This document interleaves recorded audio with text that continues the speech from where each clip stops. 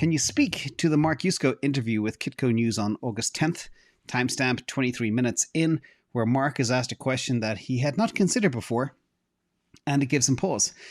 And his answer to the question is my biggest concern with the future of Bitcoin. Whew, yeah, and I actually saw that. First of all, a big shout out to Mark Yusko. I'm very grateful. We had him on the channel not too long ago. And he is a master of candid insights and profitable wisdom.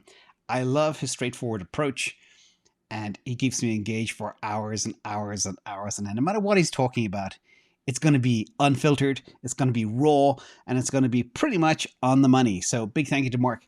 Let's jump into what it was all about. So first of all, Mark was talking about the question that came in was, if a spot ETF launches, will it make it harder for manipulators to manipulate the price? Considering what big money center banks and other players have done historically, manipulating things like the price of gold, etc. And this is typically done with paper or what they call futures contracts and agreements to buy or sell an asset in the future without actually holding it. And futures contracts can be used to speculate on the price of assets. And sometimes if people see a big position, it can make them nervous and make them sell. So that's what they call spoofers. Spoofers do that. They try bring down the market by entering contracts or having big buy walls, sell walls that other traders see. Spot makes money on fees. That's the big difference there. And the wave of spot demand, Mark believes, initially will dwarf the actual futures market. But over time, it'll actually catch up and probably be like gold, where it's 140 times the spot market. Now, the question is, yes, Bitcoin futures can temper upside. Large institutions use them, they manipulate them. But net, I do believe there's more money for BlackRock to make on just not manipulating the asset class, but embracing it and making money on fees, like 0.5% management fee for managing the spot ETF. But there's more. Let's talk about the balance, and then I'll talk about kind of my point of view, where I come from regarding all of this. So will the spot ETF balance out the potential for manipulation? Because the spot ETF actually will be backed by actual Bitcoin. It'll be adjudicated by NASDAQ. Coinbase will be the holder of the coins. So basically, that Mark believes that'll make manipulation harder. And Mark, he does acknowledge that ETFs could be exploited to manipulate Bitcoin's price. But on the whole, he seems like it will not be that bad. Now, enter the analog gold. I just want to mention here, gold manipulators don't want gold to make fiat money look bad. Remember, the big money center banks often are in cahoots with fiat governments, and they sometimes artificially try to keep the price down. If you look at the silver price and gold price over the last couple of decades, it's very clear.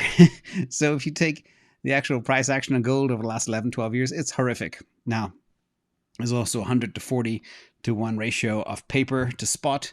But the big difference that Mark said, which is kind of the money piece here, is Bitcoin has the ability to have private keys.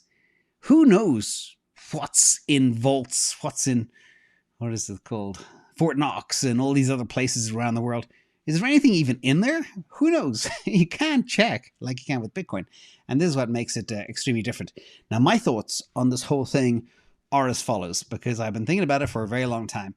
And I look at manipulation of markets, etc. And that's why I believe some of the dump that actually happened this week was actually caused by whales, because they keep stacking, but they keep dumping at the same time. They pick the perfect time to dump it when nobody's ready during a summer slump. Now, my points are as follows. First of all, decentralization. Bitcoin is not controlled by a single entity. You know, the way kind of gold and miners and supply are all kind of in cahoots with market players. Bitcoin is different. So I don't believe players such as BlackRock can have a significant impact on its price. Second, the fixed supply. I believe 5 million are lost. That leaves basically it'll never be more than 14 million Bitcoin. People continue to lose them on a weekly basis. We know we're on the receiving end of people freaking out, saying they sent it to the wrong address, etc. Anyway, but this also means, because there's a limited supply, BlackRock cannot artificially inflate the price by creating more coins. Also, the transparent ledger. All Bitcoin transactions are recorded in a public ledger, so you can see exactly who's doing what, and it makes it very difficult for BlackRock to buy or sell coins anonymously. And this also makes it very difficult for them to manipulate the price. Also, liquidity. Bitcoin is a highly liquid asset. You can drop, $1 billion worth if you want to in a heartbeat, and the market will gobble it up. Yeah, the price might go down a little bit, but it does have that crazy liquidity. And it's going to have a lot more in the future too, which means that it can be bought and sold easily, which makes it also difficult for BlackRock to corner the market and manipulate the price. And the piece I mentioned before that Mark also mentioned is self-custody. Bitcoin can be held in a self-custodial wallet, which means that BlackRock does not have access to it, which makes it more difficult for them to control the supply of Bitcoin and the price. And finally, probably the most important piece, guess what? BlackRock is very late to the party, all right? And they're very late to the Bitcoin game. This means they are not in a position to control the market or manipulate the price. They can try, like whales can try, and they can put in heavy leverage positions to protect themselves, but nothing like what happens in gold or silver markets, or you look at diamond monopoly markets, etc. Bitcoin is different because of the ledger, because of self-custody, because of the distribution and the decentralized nature. That's my thoughts. So don't lose any sleep of it. That was from Why Go Home. Your biggest concern shouldn't be that big of a concern. Thank you for the great question.